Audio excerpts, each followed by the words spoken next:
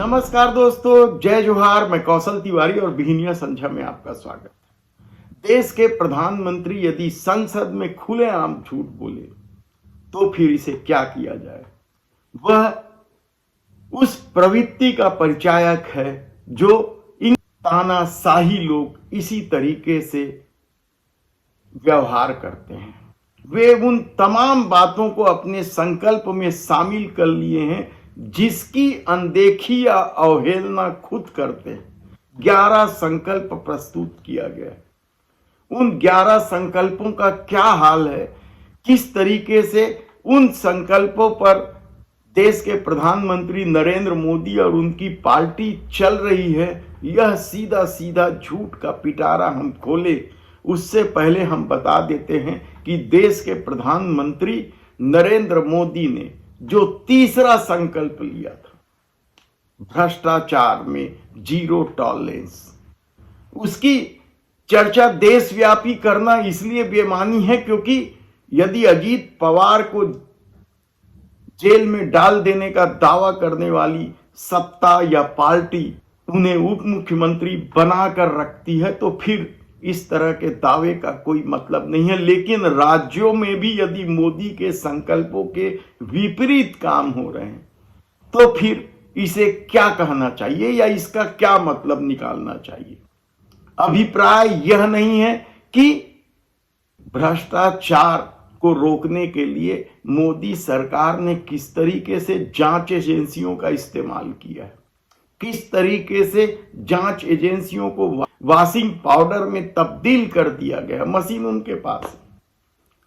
सवाल तो यह है कि यदि भ्रष्टाचार को लेकर जीरो टॉलरेंस की वकालत देश के प्रधानमंत्री नरेंद्र मोदी करते हैं और उसे राज्यों के मुख्यमंत्री, भाजपा शासित राज्यों के मुख्यमंत्री दोहराते हैं तो क्या वह जीरो टॉलरेंस कहीं दिखाई देता है। एसीबी के छापे की खबर से आप खुद समझ सकते हैं कि भ्रष्टाचार किस तरीके से बढ़ा है। लेकिन आज हम बात कर रहे हैं विष्णुदेव साय सरकार के विधानसभा में एक सवाल पर दिए जवाब का।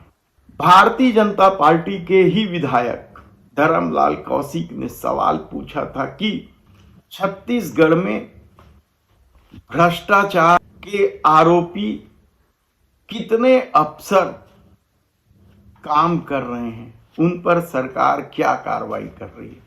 इसका लिखित जवाब दिया गया है सरकार के द्वारा विधानसभा में। वह आंकड़े कम चौंकाने वाले इसलिए नहीं है क्योंकि जिन लोगों पर भ्रष्टाचार के आरोप तय होने के बाद जुर्म दर्ज हो गया है, जिन लोगों पर भ्रष्टाचार के आरोप के बाद जांच चल रही है, वे लोग महत्वपूर्ण पदों पर है। कोई किसी जिले का कलेक्टर है तो कोई आईएफएस शानदार कमाऊ जगह पर बैठा है तो कोई आईपीएस पुलिस कप्तान बने बैठा है। यह कम हैरानी की बात नहीं। ऐसे में देश के प्रधानमंत्री नरेंद्र मोदी के संकल्प का डबल इंजन की सरकार कितना सम्मान करती है इसका अंदाजा आप लगा सकते हैं।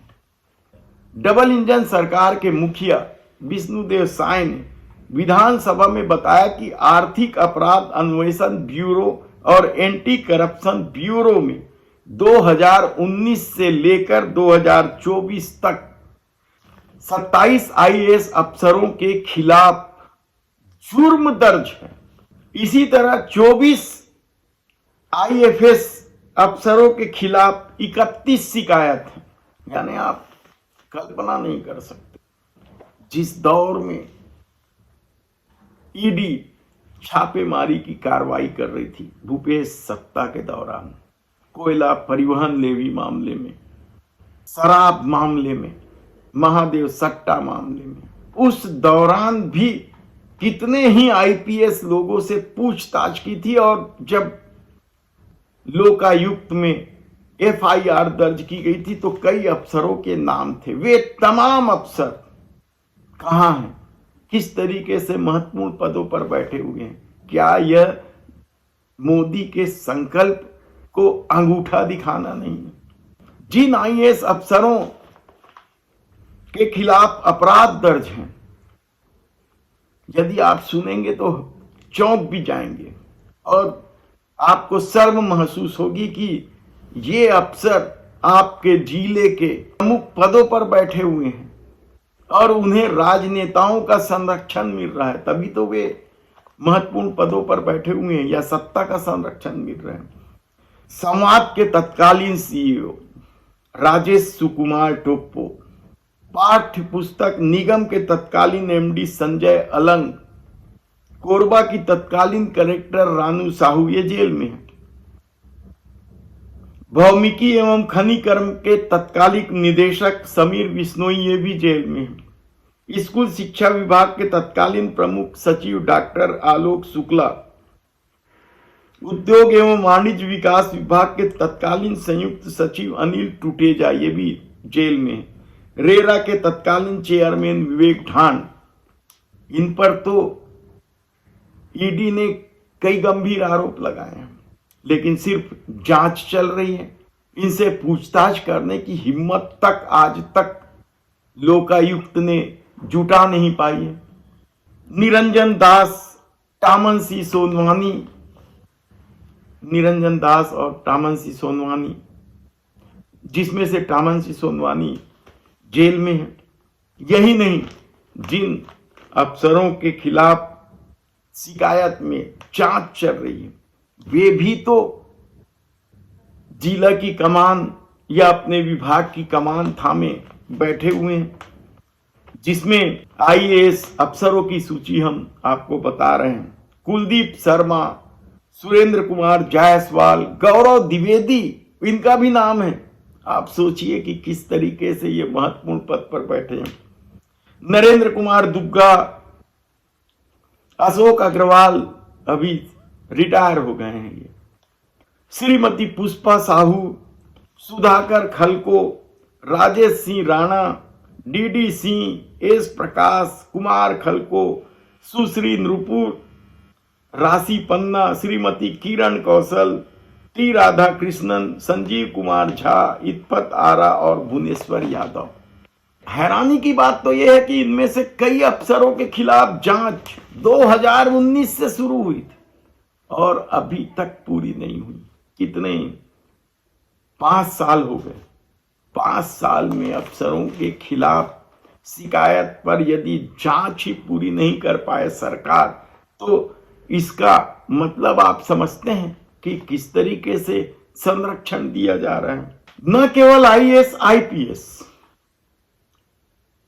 बल्कि आईएफएस अफसरों के खिलाफ भी शिकायत पर जांच चल रही है। 2 दर्जन से अधिक नाम है। यदि आप नाम सुनेंगे तो चौंक जाएंगे। और ये लगभग सभी अफसरों के खिलाफ भ्रष्टाचार और गड़बड़ी का ही मामला है। उनमें के खेलवाल, राजेश गोवर्धन, एस वेंकटाचलम, आर के जांगड़े, आलोक तिवारी, उत्तम कुमार गुप्ता, अरुण कुमार पांडे, पंकज राजपूत, एस के पैकरा, रमेश चंद्र दुग्गा, गुरुनाथन एन, श्रीमती शमा फारूकी, जितेंद्र उपाध्याय, लक्ष्मण सिंह, विवेकानंद झा, जनक राम नायक, राकेश चतुर्वेदी, संजय शुक्ला, दिलेश्वर साहू, शशि कुमार, आलोक कटियार, कुमार निशांत, मुख्य कार्यपालन अधिकारी कैंपा चूड़ामणि सिंह जैसे लोग शामिल हैं। और हैरानी की बात या मजेदार बात आपको बता देते हैं, यह संकल्प है भ्रष्टाचारियों को लेकर जीरो टॉलरेंस का।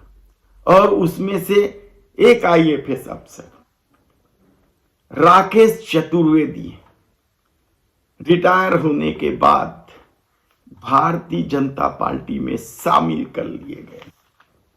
यानी आप सोचिए कि जो काम आप खुद करो उस पर कोई उंगली ना उठा सके, इसलिए विपक्ष पर तोहमत लगा दो। यह मोदी सरकार का ही खेल नहीं है। इसी तरीके का खेल तमाम तानाशाही लोग करते रहे। तब आप सोचिए कि छत्तीसगढ़ में मोदी के संकल्प का, तीसरा संकल्प का क्या हाल है और किस तरीके से सरकार आम लोगों के साथ खेला कर रही है।